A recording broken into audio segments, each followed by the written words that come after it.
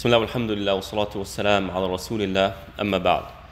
Inshallah, today we dive more into the concept of love of Allah. We've spoken about this quite a bit over the years, but here we want to map it out. In other words, the goal today, and maybe after, how can we properly imagine what it means to love Allah? What is real love? What is not real love? The question of, well, what if I love something other than Allah? Is that a problem? And the question of, well, what if I love something too much? Can I love something too much? So this is what we're going to be looking into. And it's very important to understand this because people, they fall on both extremes, and it's very tough to realize it. It can go unnoticed. So let's go ahead and start mapping this out. And let's start by asking the question, is there a type of love that is only appropriate for Allah? Meaning, we human beings have a capacity to love at this level, but that type of love can only be for Allah subhanahu wa ta'ala. Is there something like this? The answer is yes, right? And we'll get to that in a minute here. And the other side of this question is there a type of love that it's natural and therefore okay to have for other than Allah subhanahu wa ta'ala, right? And let's go through this. So Ibn Qayyim rahmatullah alayhi says that there are three types of love that is associated with other than Allah subhanahu wa ta'ala. This is normal, in other words. There's nothing wrong with this, right? There are things that we will love by merit of being a human being. This is natural. What are they? One, mahabba tabi'iyya mushtaraka. Natural love that has to do with your biological self. We love food. We love this, right? Okay, is this a problem? Right? In excess, but it's a problem not in terms of my iman, in terms of my health. We're talking about, is me loving the shy problematic to my iman? Right? Yes, I understand that it could distract you from the remembrance of Allah. Maybe your time is better used doing... We're not talking about this. Right? Right now, we're simply talking about, is this a problem in terms of my iman? You don't think so, or you hope not? Those are two different things. Right? And the answer is no. There's nothing problematic, initially speaking, in that I love and enjoy this. Why? Because Allah created the human being with this natural inclination. Allah put it in us to love food so that we eat, so that we stay alive. So hence a baby will cry only when, well, one of the main reasons it cries, because it's hungry. It is not conscious to understand that, okay, I'm going to love this, I'm going to love not. It just acts based on its pure fitrah, the way Allah created it, right? So it is natural to love that which is necessary for our survival. It's natural to love having a home. It's natural to love having money, having food. Perfectly fine. There's nothing, initially speaking, that poses a problem or a threat to my relationship with Allah. Now, of course, there are extremes, right? But let's just stay in the moderate. It's the average person living their life. That's the first type of love. The second is mahabbatu rahmatin wa ishfaq. Love that is based on mercy and compassion.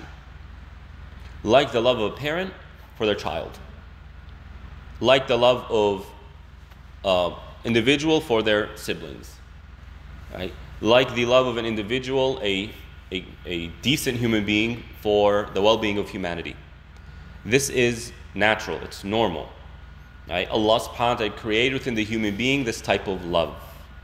And among that is humanity's or a person's inclination towards those who are similar to them. Right? You know, whether that's ethnicity, gender, age range, etc. It is normal for us to be more inclined to that which is similar to us. There's nothing un-Islamic about this. There's nothing that interferes, initially speaking, with our love of Allah subhanahu wa ta'ala. Now again, there are the extremes. When somebody loves their family members at the expense of Allah, when somebody prefers their ethnicity over another ethnicity, thus being arrogant, etc. But we'll get to that in just a second here. So that's the second type of love that is perfectly normal. The third is mahabbatu unsin wa ilf. Love of that which brings us peace. Like being around the people who you feel comfortable with. Being in the environments you feel comfortable with. Okay? Let's just say a Muslim from country X went to country Y, Muslim country Y, okay? And says, man, I'm not buying it. Like, I don't like it here. I want to go back. And they sit there flirting, I wish I can go back. And we can't say, oh, you don't love your brothers and sisters in Islam. No, it is natural for the human being to love the place they come from. Where they grew up has a major place in a person's heart. Right? So that is perfectly natural, perfectly normal. Likewise, love of their hobbies. Having a hobby, doing it, whatever, watching that show that you enjoy watching, you wait for every week, right? Or the movie you've been waiting for with your favorite actor or actress, whatever. That when you watch it or engage these things, it brings you a type of peace. That's a type of love. You do it because you love it. There's nothing wrong with that, initially speaking. Where does the problem come in? It is, now we start talking about what is the love that is only appropriate for Allah. In other words, if you love something or someone this way, this is the problem. And Ibn Qayyim rahmatullahi alayhi says, متى أحب العبد بها غيره كان شركا لا يغفره الله فهي محبة العبودية المستلزمة للذل والخضوع والتعظيم وكمال الطاعة وإيثاره على غيره. It is love that is worship. Worship is love. You worship out of love of what you are worshiping. It is simply psychologically improbable that somebody will worship something they don't love. This is a fact. Because worship comes from the heart. You cannot coerce the heart. You can coerce the body. Someone can come and coerce you into prostrating to a statue. But if your heart isn't doing it, there's nothing they can do to change that. So since ibadah is in the heart, and the heart is attached to that which it loves, the heart will never worship something it doesn't love. Right? And so herein lies kind of the confusion that some people fall into. Well, I love this, I love that. Is that a problem? And the answer is, love that is ubudiyya requires you to humble yourself, submit yourself, and to glorify that which you're worshiping. You might love food, but you're not humbling yourself for food. You might love food, but you're not subservient to food. See what I mean? You're not obeying food. See what I mean here? So when is love worship? When that love causes the person to behave in a certain way that incorporates humility, submission, and glorification. Right? That is love that we call ubudiyya, worship. And this is the only thing that is befitting to Allah subhanahu wa ta'ala. Now going back to the previous three, when you look at the extremes, now you get to see, okay, I see how this is now interfering. So for example, love that is natural love for your desires, it's normal. You have the desire to sleep, you have the desire to eat, you have the desire to be married, you have a desire to have kids, etc. When that love reaches a level where you begin to submit to it at the expense of submitting to Allah, herein lies the problem. This is where it starts to become bad, right? And if it gets to the level where the person begins to reject Allah's commandment, not just lazily not do it, no, now they're rejecting it, that is a problem. Right? So take the example of extreme feminism. Right? Extreme feminism. Don't start looking at these young Muslim ladies and say, oh, we're talking about extreme, like feminism in its worst forms. Right? This ideology is built on the notion or the belief that men and women are equal. But equal in what sense? Not equal in the eyes of Allah. Not equal in terms of value. Not equal in terms of rights. Not simply equal in terms of freedoms. But equal in terms of what they should be doing. And a man and a woman, there's no difference in terms of what they can and can't do. What a man can do, a woman should be able to do. And if a woman can't do it, that's a problem. Now, we know men and women are different. Biologically speaking, they're different.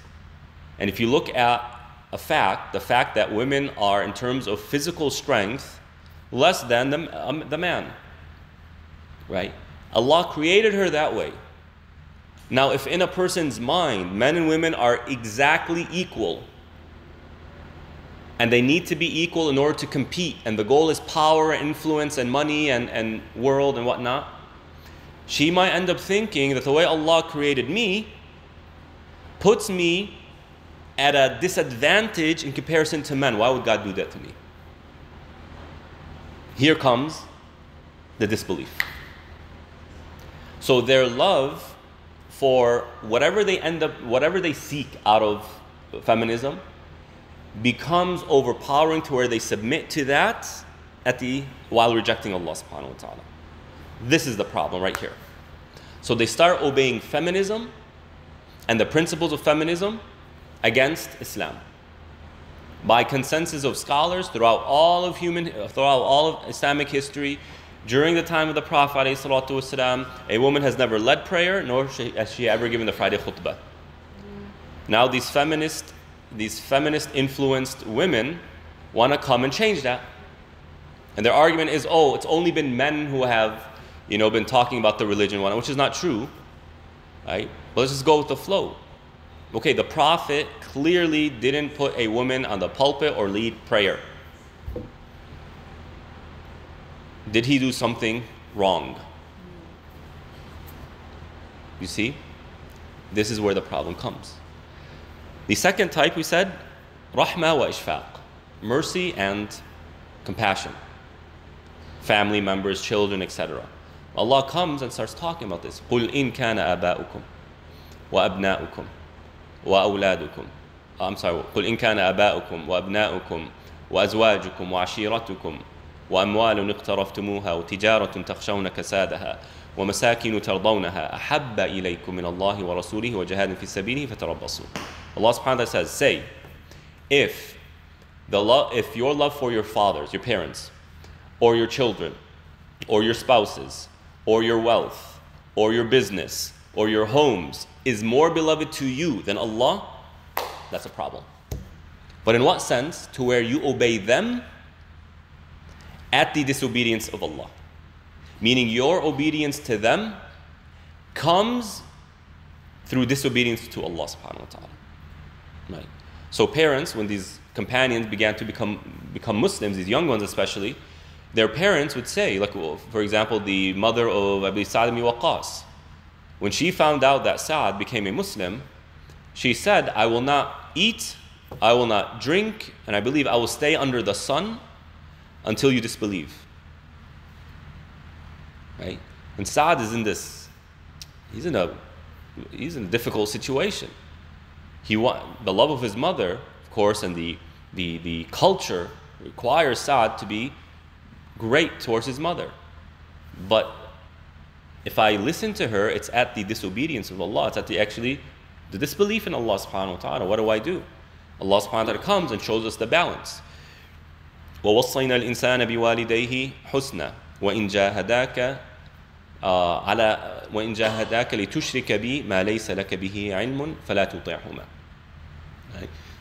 Allah commands us to be good to our parents, excellent towards our parents, but if they command us, I'm paraphrasing here, if they command us to do that which is disobedient to Allah, don't obey them, but continue to be their companions. Here's the balance. I love you, mom, I love you, dad, but I love Allah more. And so if there's a contradiction in obedience, I choose Allah over anybody else, right? Now when it comes to the third one, that which brings you peace, right? Now, of course, a hobby, it's almost unimaginable that somebody will worship their hobby or worship, their activities. I've never come across this. But where this could happen is when it comes to some practices you find in Muslims where they go to a grave, they go to a certain place where a certain prophet was or a companion was, and they sit there, or the tree of the prophet where the Prophet ﷺ sat, and they go there and they get peace out of the barakah and whatnot, right? Here, it can open doors that are problematic. It can open doors where it begins to battle a person's love for Allah subhanahu wa ta'ala, and that is the concept of shirk, right? They love other than Allah to the extent that it compromises their obedience to Allah subhanahu wa ta'ala and their submission and their glorification of Allah. If I glorify something, let's just say this, then by default my heart will downplay other things, right? If I had a cup of water, like a bottle of water here, if I really love shai, if I really love it, and I have this bottle of water and this cup of shai here, by default my connection to the bottle of water is going to weaken because the presence of this. See what I mean here? Right? So we want Allah subhanahu wa ta'ala to be number one in our hearts. And so anything that can compromise that or reduce that, we don't like it. Initially, we don't like it. It could even be haram, it could even be kufr. So shirk is completely undermined, completely rejected, completely made haram. Why? Because shirk, by default, by definition, requires a person to see or put an amount of glorification to other than Allah in a way that reduces their glorification, their love for Allah subhanahu wa ta'ala, by default. There's no way around it. And therefore, what does Allah subhanahu wa ta'ala say in this regard? وَمِنَ النَّاسِ مَن يَتَّخِذُ مِن دُونِ اللَّهِ أَنْدَادًا يُحِبُّونَهُمْ كَحُبِّ اللَّهِ. And among people are those who take besides Allah equals to Allah, they love them the way they love Allah. Notice the wording here. They love Allah. Quraysh loves Allah. The polytheists love Allah. However, their problem is they love other than Allah the same way they love Allah, in ways that is the same as Allah. Here lies the problem. So those who come and say, we celebrate the Mawlid, aside from the discussion around that, out of love of the Prophet ﷺ. And then they come and say, if you don't celebrate the Mawlid, you are deficient in your love for the Prophet ﷺ. You say, hold on, first of all, what is true love of the Prophet ﷺ? Following his sunnah. If you truly love Allah, and we'll get to this point next. If you truly love Allah, if you truly love the Prophet, you will do that which he did. And if he didn't do it, then we cannot claim it's love of the Prophet ﷺ. Right? And nobody denies that the Mawlid came 600 years after the death of the Prophet ﷺ. Right? So my point here isn't so much the Mawlid. I'm just giving you an example of what people say. My point here is true love of something or someone is when you do that which is reflective of that thing or of that individual or that person or that being. Subhanahu min ilah. Right? So when Quraysh, they claim their love of Allah, but they associate partners to Allah, meaning they make other than Allah equal to him, well, who do I obey now? If X and Y are equal, and X is telling me something, and Y is telling me something, I can't do them both at the same time, who do I obey? So their heart cannot truly be in total submission of Allah. It's impossible. And Allah gives us specific examples of this. Quraysh, when they would go and sacrifice things, they want to present something to Allah, to their gods. So they bring some food, they put it and say, this is for Allah. and they bring other food and say, this is for these idols, these deities. And then they'd look at it and say, you know what, Allah doesn't need this. Let's go ahead and give this portion, the portion of Allah, to other than Allah. It's like, okay, well, why? Why not give it all to Allah? What's the deal? So the logic becomes swayed, it becomes corrupted as a result of this contradiction. They don't know who to give or who to obey initially. Right? So Allah subhanahu wa ta'ala says that. So the goal of loving Allah, to start making that boundary, right, that map in our mind, there is certain types of love that is normal, natural. It's not in direct conflict with our love of Allah subhanahu wa ta'ala. But there is a certain type of love that is unique to Allah, and that is the love of submission, the love of servitude. Allah the Quran seeks to make your heart only submissive to Allah. Okay, well, the Quran commands us to obey our parents, or at least the Prophet ﷺ does, right? So, aren't I being submissive to my parents? No, you're being submissive to your parents by command of Allah. So it's really a submission to Allah. I am this way because Allah wants me to be this way. So the equation is good, it's linear, it makes sense. Right? I take care of my children, I spend time with my children because the Prophet ﷺ told me your family has rights over you. So it is in conjunction with, it is linear to the love of Allah subhanahu wa ta'ala. So the goal is to make our hearts completely submissive to Allah, and that any obedience to other than Allah is an extension of our obedience to Allah. How do we become submissive to Allah? By following His command, whether that's His Shari'i command, like halal, haram, or that is His qada and qada, which is His command. And we become submissive to this. And this is the message of the messengers, alayhi salatu wassalam. So Allah subhanahu wa ta'ala talks about the people of hellfire, and they will say, Tallahi in kunna lafi dhalalin mubin id nusawwikum bi rabbil alamin. While they are in the hellfire, they will say, truly we were on misguidance. We were on clear misguidance when we made other than Allah equal to Allah. Equal in what sense? In terms of their love of Allah. Their love for these two entities was equal, and therefore they obeyed other than Allah at the expense of their obedience to Allah subhanahu wa ta'ala. Right? So this is how we begin here. And then Ibn Qayyim rahmatullahi alayhi starts discussing what is a necessity of love.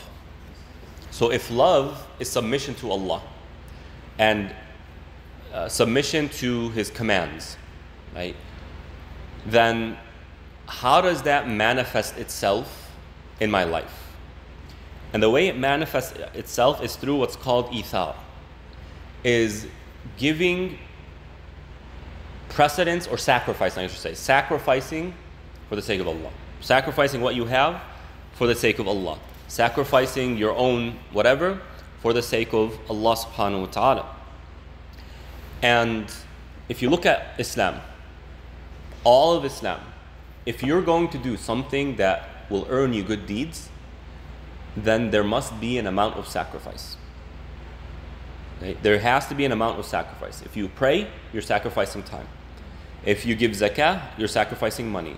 If you fast, you're sacrificing convenience. Hajj is a sacrifice of all of those. If you want to seek knowledge, you're sacrificing your pursuit of the world. Right? If you want to listen to Quran, you're sacrificing something else. It comes at the expense of something else. So somebody who truly loves Allah, it will manifest in their willingness to sacrifice for the sake of Allah. To put what pleases Allah before what pleases the self, So going back to the example I gave you of Quraysh, they'd give things to Allah and they'd give things to their idols. And then they would take what they gave to Allah and give it to their idols. Yeah, we don't really need to sacrifice for Allah because, Allah doesn't need anything from us, but that God does. So how come in you, Allah doesn't need anything, Well, that's one of the arguments of the verse.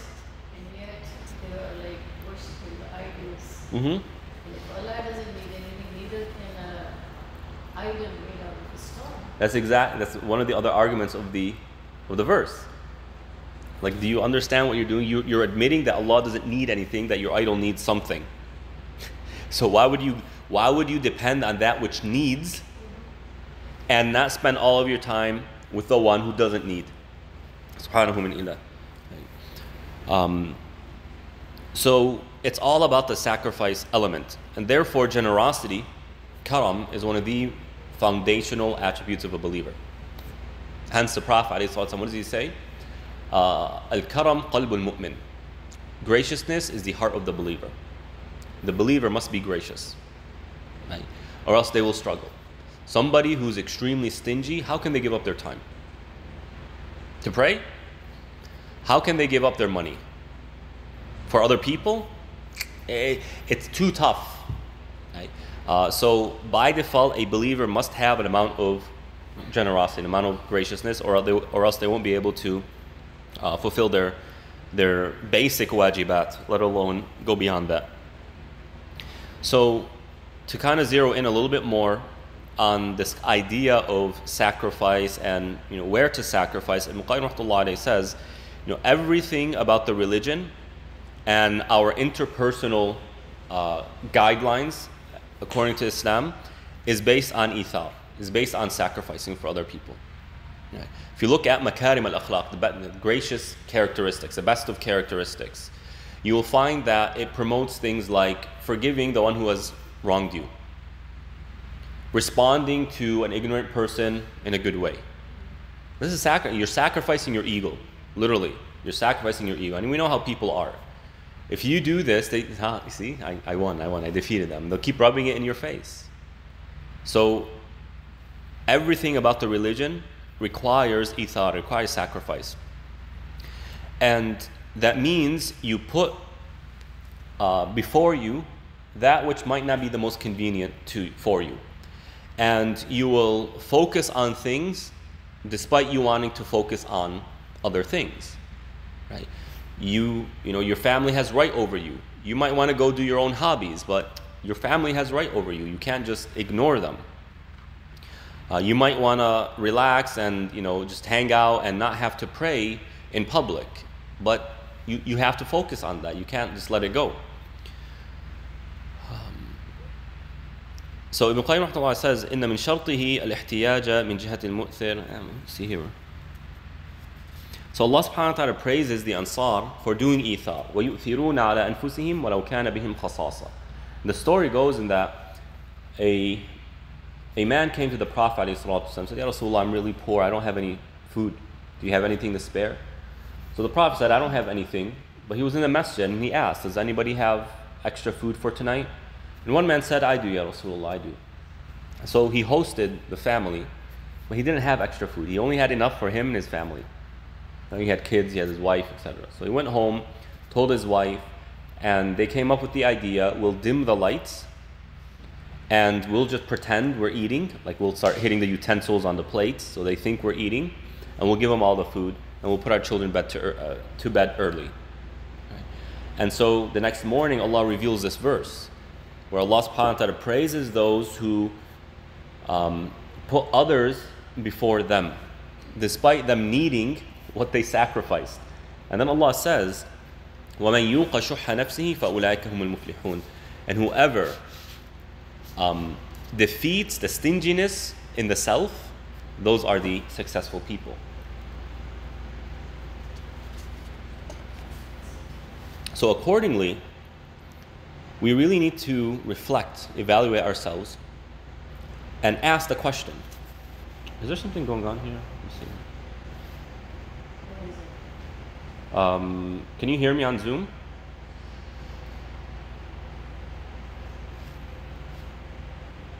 Can you hear me on Zoom?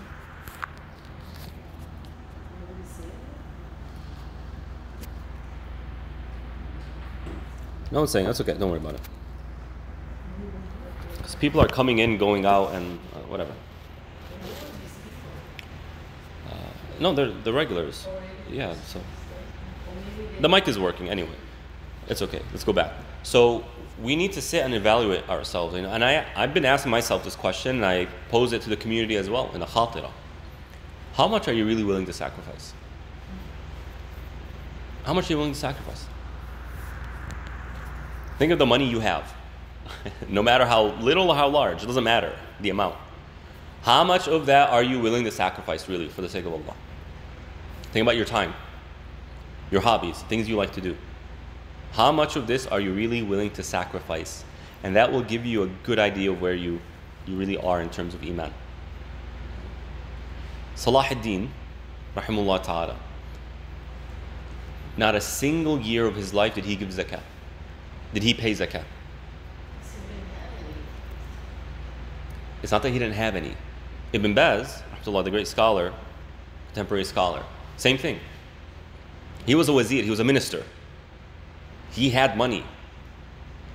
But not a single year of his life did he ever give zakah. Why? Because every time they got money, they gave it away. That's what I meant, like, they didn't have anything left to give. They didn't have anything left to give. I thought you said they didn't have any, meaning they were poor. No, they had. They received. But they never accumulated. They gave it immediately. In fact, one of Salah ad-Din's soldiers or his advisor said, Salah ad-Din, I mean, isn't this money better used for your army? He said, absolutely not. This money is used to buy bread for the poor people. He's talking to his soldiers now, you shoot your arrows, sometimes you hit, sometimes you miss. But these poor people, they shoot arrows that never miss. Their arrows is dua. Their arrows never miss. I mean, he's following what the Prophet ﷺ told Sa'd ibn Abi Waqqas. Sa'd ibn Abi Waqqas, this young man, he was a soldier, and he was a fighter. One of the most competent soldiers of the Prophet ﷺ. He was a general of the army that defeated Persia. Right? They were leaving Medina once and said, Ya Rasulullah, man, these weak people stay back and we're out, and doing jihad and whatnot. And the Prophet said, right, he said, هَلْ تَنْصُرُونَ إِلَّا بِضُعَفَائِكُمْ. He said, and do you think you gain victory except through the weak? Meaning it's the weak people who give us our victory. Our victory comes from them. How? Because although they're not on the front lines, they're making dua. That's where the victory is coming from. Right? That's where the victory is coming from. So, anyways, back to the point, how much are you really willing to sacrifice?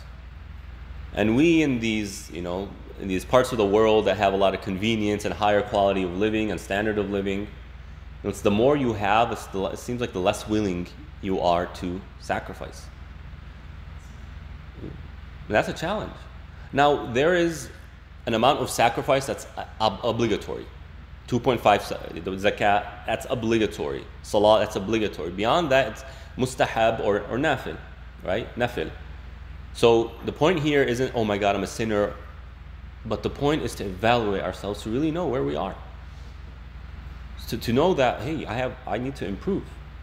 The fact of the matter is, we are not at the level of sacrifice that the companions and those who were really successful were at. Right?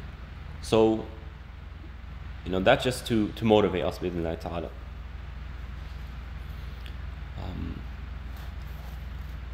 And it doesn't have to be so extreme, even when it comes to something as simple as being in the first line of salah. When you look at Jummah prayer, you walk in, at least on the guy's side, you'll find guys who are laying all the way in the back, and in the front row, there's open space. And you tell them, hey people, did you know that if you're in the front row, you get more hasanat? And they just kind of look at you like, yeah, but I want to put my back on the wall. All the people, like, I'm always early, but I need to sit on the chair, even though, like, most of the time, like, I'm second or third person entering the... I understand, right? We're talking about people who don't have excuses. I have, obviously, So those who have medical reasons, they need to sit on a chair and the chair is in a certain spot, we're not talking about them. We're talking about these young men, right, who have nothing wrong with them, but would rather just lay their back on a wall than get hasanat. I meant like what kind of reward I will be getting. You will get the reward based on how early you came. Oh, it doesn't matter where I'm sitting. Because you have an excuse, right? Right? So, you see what I mean here? And sometimes you say, fill in the front row, and people are just waiting for someone else to go. Yeah. What do you understand? It is free hasanat. If somebody said, hey, free money, everybody's running. It's free hasanat that's literally 2 steps in front of you. You're praying the same prayer. Nothing's going to change other than you getting more hasanat. And the person just sitting there confused, telling other people, go.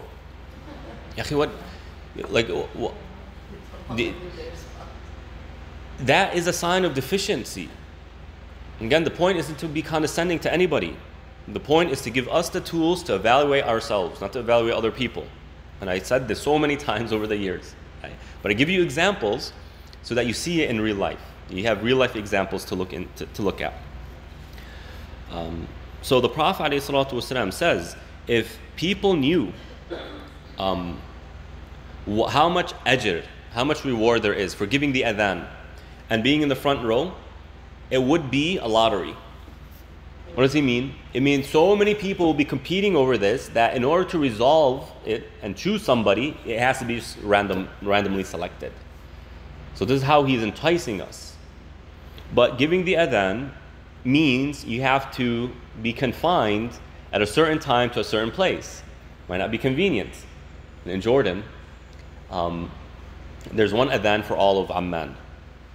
So there's a masjid where they through radio, the mu'adhin gives the adhan, and all the other masajid just open the radio, and that's the adhan. So it's a live adhan that goes through all the masajid, right? Now, each masjid in Jordan has a mu'adhin. So their job is a mu'adhin. And they have a home by the masjid. It's not lavish, trust me, it's as bad as it can get. Right? But the idea is he's there so that when it's time for adhan, he goes to the masjid, presses the button that opens the radio and the speakers, that's it. Yeah? 5 times or just For all 5 times, right? Where's the problem?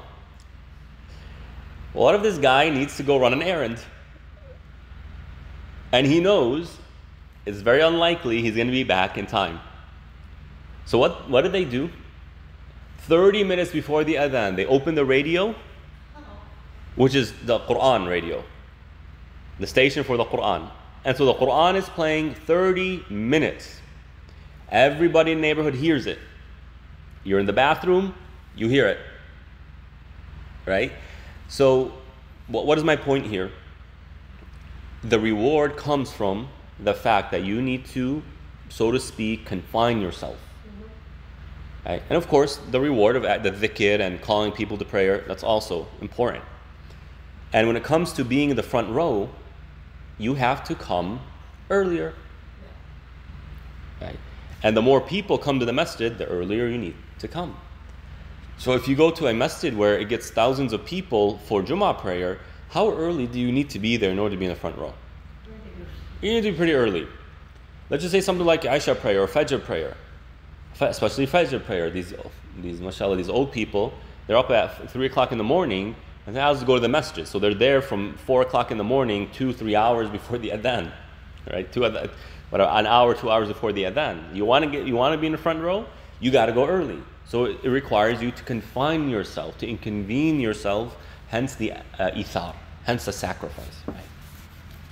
And so those who develop this willingness to sacrifice in order to get to that level and in order to maintain it requires azm, requires will, requires discipline.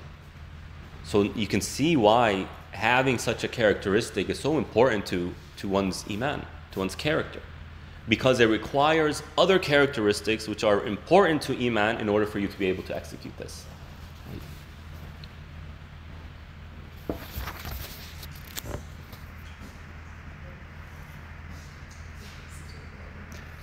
Also, in order to maintain sacrifice, in order to really do it, by our mind, human minds work this way. If I do something, I want something in return. No matter what it is. No matter what it is.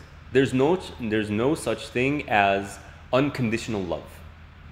This Hollywood unconditional love is utter nonsense. It's nonsense, right? You will love somebody in so much as you assume they're going to give you something in return. And you will continue to love that person so long as they provide you what you love them for. And if they no longer provide that, you no longer love them. It could be a painful process, right? But the idea is that's the way it works. So there's no such thing as unconditional love. So in order to really maintain love that is expressed through sacrifice, you need to have a very strong relationship and want for the akhirah. You have to. Because when we do acts of worship, rarely do we get something in return that we notice is coming in return. Right? We give sadaqah, and we give our zakah, but rarely does it ever immediately come back to us in the same exact way. It happens sometimes, but that's less likely to happen than likely. So when you give your zakah, you're not waiting the next day to get a check from Allah with 10 times the amount. That's just the reality. So when we give zakah, we are hopeful and we are optimistic that Allah will replenish that one way or another. We have no doubt in this. What I'm saying is, you don't expect that to come immediately, nor do you even expect it to come soon after. Rather, the goal is Jannah. That's how it starts. And in order to be somebody who has true ithar, consistently has ithar in their life, then the akhirah must be their primary goal. So the point that will get us to be people of ithar, which is then, which is an expression of our love of Allah, then we have to have this wanting to be near to Allah, to be close to Allah in the afterlife, and to be concerned with Allah's love of us. Does Allah really love me? That's not a question many people ask themselves.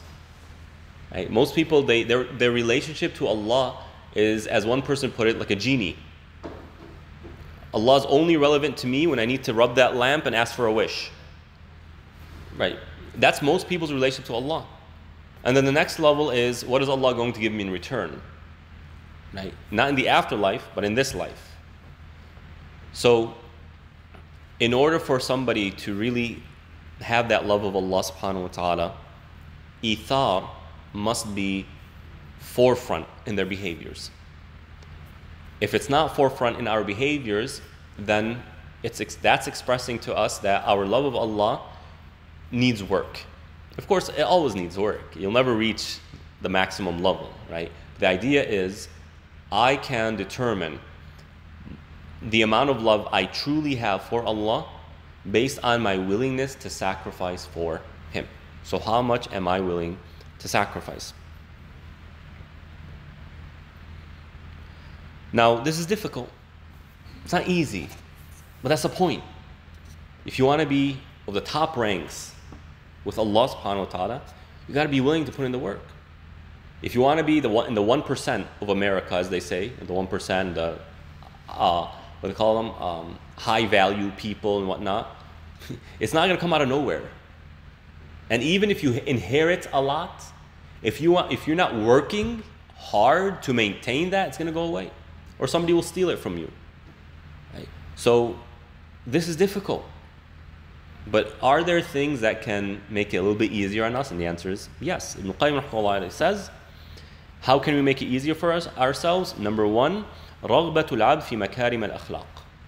You have to want good character.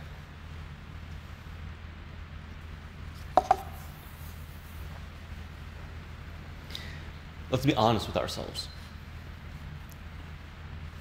Rarely do you find scholars, masajid, religious institutions, religious leaders focusing on character. Not even just the religious side, even the non-religious side. Rarely. The scholars of old, the Salaf, the strong generations, they spent more time learning akhlaq than they did learning knowledge. Why? Because in their mind, the point of knowledge is to improve my character. You see what I mean here? What is the point of learning this? What are we doing really? Just so I can say Ibn Qayyim said this and Ibn Qayyim argued that, and this is our response, a refutation of that people, and this is how we perceive love. That's just information in the mind. Allah is not interested in us coming back with big brains. It's meaningless. In fact, the first people, one of the first categories to enter the hellfire from this ummah is who? The scholar, not just the scholar who didn't benefit from their knowledge, didn't apply their knowledge. All of Islam came to improve our character. Hence the Prophet ﷺ says, إِنَّمَا جِئْتُ لِأُتَمِّمَ مَكَارِمَ الْأَخْلَاقِ. I came to perfect good character. Salah improves our character. Allah says so, إِنَّ الصَّلَاةَ تَنْهَى عَنِ الْفَحْشَاءِ وَالْمُنْكَرِ. Salah restricts us from doing that which is indecent and that which is sinful. Zakah, it refines our character. Fasting refines our character. As the Prophet ﷺ says, whoever doesn't leave backbiting and false testimonies, then Allah has no need for their fasting. So if you're misbehaving while you're fasting, you have completely missed the point of fasting. It is to improve your character. And if it's not happening, you're not gaining what fasting is meant to do for you. It doesn't mean they're absolved from fasting. Some people say, oh, does it mean I don't have to fast anymore? No, you have to fast. But you're missing out. Right? So in order for us to develop love of Allah, real love, rooted love, strong love, meaningful love of Allah, that is expressed through sacrifice for Allah, we need to have a desire for makarim al-akhlaq. Number 2, where is it?